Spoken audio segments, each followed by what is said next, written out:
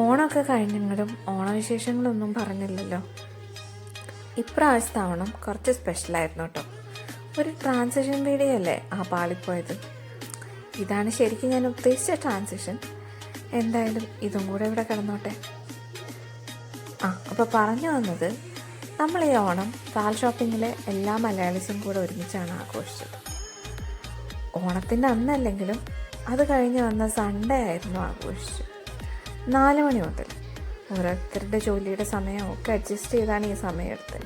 So അധികം സമയമില്ലാത്തതുകൊണ്ട് നേരെ നമ്മൾ സദ്യയിലേക്കാണ് കടന്നത്. സദ്യ കഴിഞ്ഞിട്ടേ ബാക്കി പരിപാടികളൊക്കെ ഉണ്ടായുള്ളൂ. കുട്ടികൾ സെറ്റിന് ആദ്യം ഇരുത്തി, പിന്നെ നമ്മൾ കഴിച്ചു. അവിടെ നിന്ന് നേരെ അങ്ങോട്ട് കലാപരിപാടികളിലേക്ക് കടന്നു. ഓരോ ഫാമിലീസിൽ നിന്ന് 2 കറികൾ വെച്ചുണ്ടാക്കി. അങ്ങനെയാണ് നമ്മൾ നമ്മുടെ സദ്യ സെറ്റ് ചെയ്തത്. സോ ഈ കാണുന്നത് ഒരു ട്രിപ്പിൾ ഡാൻസ് ആയിരുന്നു ഇവർ 3 പേരുടെയും. പിന്നീട് അത് ഗ്രൂപ്പ് ഡാൻസായി പരിണമിക്കുകയാണ് ഉണ്ടായത്. നമ്മൾ കുറേ ആക്ടിവിറ്റീസും ഗെയിംസും ഒക്കെ പ്ലാൻ ചെയ്തിട്ടുണ്ടായിരുന്നെങ്കിലും സമയത്തിൻ്റെ ഒരു പരിമിതി മൂലം നമുക്ക് ബോൾ പാസിങ് മാത്രമാണ് കണ്ടക്ട് ചെയ്യാൻ പറ്റിയത്. അതിൻ്റെ ഒരു ടാസ്ക് പോലെ പ്രായഭേദമന്യേ എല്ലാവർക്കും ഡാൻസ് ആയിരുന്നു. എല്ലാവരും അത് അക്സെപ്റ്റ് ചെയ്തു. ആരും നോ പറഞ്ഞില്ല, കളിക്കാതെ മാറി നിന്നുമില്ല. ഇപ്രാവശ്യത്തെ ഇൻടേക്കിൽ വന്നിട്ടുള്ള കുട്ടികൾ കൂടെ ഉണ്ടായിരുന്നത് കൊണ്ട് സംഭവം കുറച്ചുകൂടെ കളറായിരുന്നു. നമുക്ക് കുറച്ചും കൂടെ അംഗസംഖ്യ കൂടിയിട്ടുണ്ടായിരുന്നു. കഴിഞ്ഞ എല്ലാത്ത ഓണമൊക്കെ ഞങ്ങൾ ഒറ്റയ്ക്കാണ് ആഘോഷിച്ചത്. നമ്മളധികം ആരുമായിട്ടും പരിചയപ്പെട്ടിട്ടുണ്ടായിരുന്നില്ല. ഞങ്ങൾ വന്ന ഒരു 2-3 വീക്സിനകത്തായിരുന്നു കഴിഞ്ഞ വർഷത്തെ ഓണം. സോ അതുകൊണ്ട് തന്നെ ഇപ്രാവശ്യത്തെ ഓണം നമുക്ക് കൂടുതൽ സ്പെഷ്യലായിരുന്നു.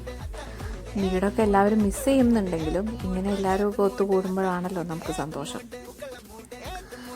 സോ വലിയവരുടെ പെർഫോമൻസൊക്കെ ആയപ്പോഴേക്കും കുറച്ചുകൂടി ഇൻട്രസ്റ്റിംഗ് ആയി.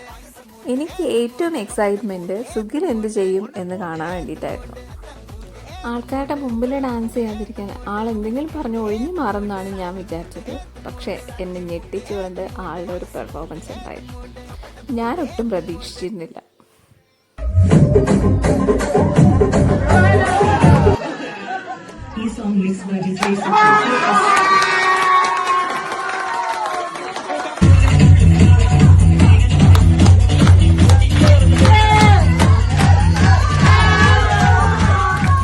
ഫൈനലി ഇതാണ് നമ്മുടെ ഫാൽ ഷോപ്പിംഗ് ഫാമിലി.